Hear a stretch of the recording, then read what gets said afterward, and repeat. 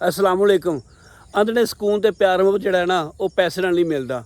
ਉਹ ਪਿੰਡ 'ਚ ਇੱਕ ਮਾੜਾ ਬੰਦਾ ਸੀ, ਦੋ ਉਹਦੇ ਮੁੰਡੇ ਸਨ ਤੇ ਇੱਕ ਉਹਦੀ ਕੁੜੀ ਸੀ।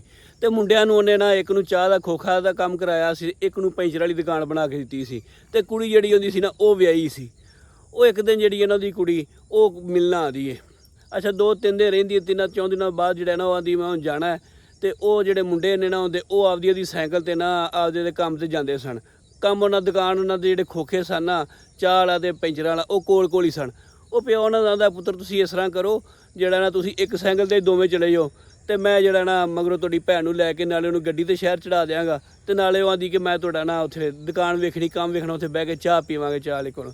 ਉਹ ਦੋਵੇਂ ਭਰਾ ਚਲੇ ਜਾਂਦੇ ਨੇ ਇੱਕੋ ਸਾਈਕਲ ਤੇ। ਅੱਛਾ ਮਗਰੋਂ 12-1 ਵੱਜਦੇ ਨੇ ਤੇ ਉਹ ਵੀ ਨਾ ਪਿਓ ਧੀ ਜਿਹੜੇ ਨੇ ਸਾਈਕਲ ਤੇ ਬਹਿੰਦੇ ਨੇ ਨਾਲ ਉਹ ਆਦੇ ਭਰਾਵਾਂ ਦੀ ਰੋਟੀ ਲੈਂਦੀ ਏ ਪਕਾ ਕੇ ਵੀ ਚਲੋ ਉੱਥੇ ਦੁਪਹਿਰ ਟਾਈਮ ਹੈਗੀ ਉਹ ਰੋਟੀ ਖਾ ਲੈਣਗੇ ਤੇ ਜਿਹੜਾ ਨਾਲ ਉੱਥੇ ਬਹਿ ਕੇ ਅਸੀਂ ਚਾਹ ਪੀ ਲਾਂਗੇ। ਉਹ ਸਾਈਕਲ ਤੇ ਬਹਿ ਕੇ ਜਾਂਦੇ ਨੇ। ਖੈਰ ਉੱਥੇ ਜਾਂਦੇ ਜਦੋਂ ਪੈਂਚਰ ਵਾਲੇ ਕੋਲ ਜਾਂਦੇ ਨੇ ਨਾ ਉੱਥੇ ਫੱਟੇ ਤੇ ਜਾ ਕੇ ਬਹਿ ਜਾਂਦੇ ਨੇ। ਬੈਂਚ ਜਿਹੜਾ ਬਣਾਇਆ ਹੁੰਦੇ ਨੇ ਬਹਿਣ ਵਾਸਤੇ ਜਗ੍ਹਾ ਬਣਾਈ ਹੁੰਦੀ ਹੈ। ਤੇ ਉਹ ਦੂਜੇ ਨੂੰ ਵੀ ਚਾਹ ਵਾਲੇ ਨੂੰ ਆਵਾਜ਼ ਮਾਰ ਦਿੰਦਾ ਵੀਰੇ ਆ ਜਾ ਨਾਲੇ ਚਾਹ ਪਕਾ ਲਿਆ ਆਪਾਂ ਜਿਹੜੇ ਨਾ ਬਹਿ ਕੇ ਚਾਹ ਪੀਣੇ ਨਾਲ ਰੋਟੀ ਖਾਂਦੇ ਹਾਂ।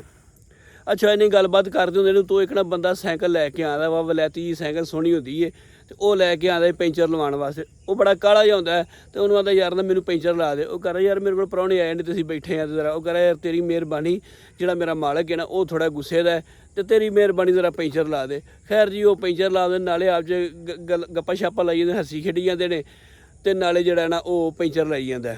ਖੈਰ ਇੰਨੇ ਚਿਰ ਦੇ ਵਿੱਚ ਨਾ ਉੱਤੋਂ ਇੱਕ ਵੱਡੀ ਗੱਡੀ ਤੇ ਇੱਕ ਵੱਡਾ ਚੌਧਰੀ ਆਉਂਦਾ। ਉਹ ਸ਼ੀਸ਼ਾ ਥੱਲੇ ਕਰਦਾ ਹਾਂ ਵੀ ਇਹ ਪੈਂਚਰ ਨਹੀਂ ਲੱਗਾ ਹੈਗਾ। ਉਹ ਕਹਿੰਦਾ ਸਾਹਿਬ ਜੀ ਬਸ ਲੱਗਦਾ ਪਿਆ ਮੈਂ ਲੈ ਕੇ ਆ। ਕਹਿੰਦਾ ਛੇਤੀ ਜਿਹੜਾ ਨਾ ਪੈਂਚਰ ਲਵਾ ਕੇ ਤੇ ਸਾਈਕਲ ਲੈ ਕੇ ਆ ਜਾ।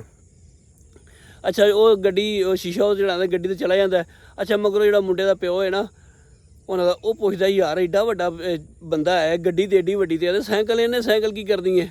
ਉਹ ਕਰਦਾ ਅੱਜ ਨਾ ਇਹਦਾ ਹੋਇਆ ਹੈ ਸ਼ੂਗਰ ਹਾਈ ਹੋਈ ਹੈ ਤੇ ਨਾਲੇ ਇਹਦਾ BP ਵਧਿਆ ਤੇ ਡਾਕਟਰ ਨੇ ਇਹਨੂੰ ਕਿਹਾ ਕਿ ਤੂੰ ਜਿਹੜਾ ਨਾ ਸਾਈਕਲ ਚਲਾ। ਅੱਗੇ ਵੀ ਇਹ ਸਾਈਕਲ ਚਲਾਉਂਦਾ ਹੈ ਅਸੀਂ ਉੱਥੇ ਪਾਰਕ 'ਚ ਜਾਣਾ ਹੈ ਅਸੀਂ ਫਿਰ ਗੱਡੀ ਕੋਲ ਖਿਆਲ ਰੱਖਾਂਗੇ ਤੇ ਇਹ ਉੱਥੇ ਨਾ ਸਾਈਕਲ ਚਲਾਏਗਾ ਪਾਰਕ ਦੇ ਵਿੱਚ। ਤੇ ਉਹ ਪੁੱਛਦਾ ਵੀ ਇਹਨੂੰ ਸ਼ੂਗਰ ਤੇ ਕਿਉਂ ਹੈ ਜੇ ਕੀ ਵਜ੍ਹਾ। ਉਹ ਕਹਿੰਦਾ ਇਹਦੇ ਇੱਕ ਮੁੰਡਾ ਤੇ ਇੱਕ ਕੁੜੀ ਤੇ ਉਹ ਮੁੰਡਾ ਵੀ ਇਹਦੇ ਤੋਂ ਆਪਦਾ ਹਿੱਸਾ ਮੰਗਦਾ ਤੇ ਇਹਦੇ ਨਾਲ ਹੀ ਰਹਿੰਦਾ। ਤੇ ਜਿਹੜੀ ਕੁੜੀ ਉਹ ਵੀ ਕੱਲ੍ਹ ਆਈ ਸੀ ਇਹਦੇ ਕੋਲ ਤੇ ਲੜ ਕੇ ਗਈ ਹੈ ਤੇ ਉਹ ਆਂਦੀ ਵੀ ਮੈਨੂੰ ਜਿਹੜਾ ਮੇਰਾ ਹਿੱਸਾ ਹੈ ਨਾ ਉਹ ਮੈਨੂੰ ਦੇ। ਤੇ ਇਹ ਦੋਵੇਂ ਜੀ ਵੱਖਰੇ ਰਹਿੰਦੇ ਨੇ ਤੇ ਇਸ ਕਰਕੇ ਕੱਲ੍ਹ ਦਾ ਜਿਹੜਾ ਨਾ ਬੜਾ ਪਰੇਸ਼ਾਨ ਹੈ ਤੇ ਇਹਦਾ ਜਿਹੜਾ ਸ਼ੂਗਰ ਵੀ ਵਧੀ ਹੈ ਤੇ ਇਹਦਾ BP ਵੀ ਵਧਿਆ ਹੈ। ਅੱਛਾ ਜਦੋਂ ਇੰਨੀ ਗੱਲ ਉਹ ਮੁੰਡਿਆਂ ਦਾ ਪਿਓ ਸੁਣਦਾ ਨਾ ਤੇ ਉਹ ਰਾਊ ਦਾ ਸਿਰ ਜਿਹੜਾ ਨਾ ਚੁੱਕਦਾ ਸਮਾਨ ਨਾਲ ਤੇ ਰੱਬ ਦਾ ਸ਼ੁਕਰ ਅਦਾ ਕਰਦਾ।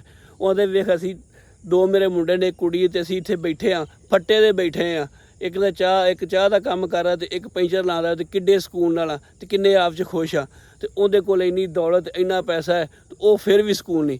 ਉਹ ਕਿਸੇ ਨੇ ਸੱਚ ਹੀ ਆਖਿਆ ਸੀ ਕਿ ਜਿਹੜਾ ਸਕੂਨ ਹੈ ਨਾ ਉਹ ਪੈਸੇ ਨਾਲ ਨਹੀਂ ਖਰੀਦਿਆ ਜਾਂਦਾ। ਪੈਸੇ ਹਾਂ ਪੈਸੇ ਜ਼ਰੂਰਤ ਹੈ ਅੱਜ ਕੱਲ੍ਹ ਜਿਹੜਾ ਪੈਸੇ ਤੋਂ ਬਗੈਰ ਗੁਜ਼ਾਰਾ ਨਹੀਂ। ਲੇਕਿਨ ਇਹ ਹੈ ਕਿ ਤੁਸੀਂ ਪੈਸੇ ਦੇ ਨਾਲ ਹਰ ਸ਼ੈ ਖਰੀਦ ਸਕਦੇ ਗੱਡੀ ਖਰੀਦ ਲਓਗੇ ਘਰ ਬਣਾ ਲਓਗੇ ਚੰਗੇ ਕੱਪੜੇ ਲੈ ਲਓਗੇ ਲੇਕਿਨ ਤੁਸੀਂ ਸਕੂਨ ਜਿਹੜਾ ਨਾ ਉਹ ਪੈਸੇ ਨਾਲ ਨਹੀਂ ਖਰੀਦ ਸਕਦੇ।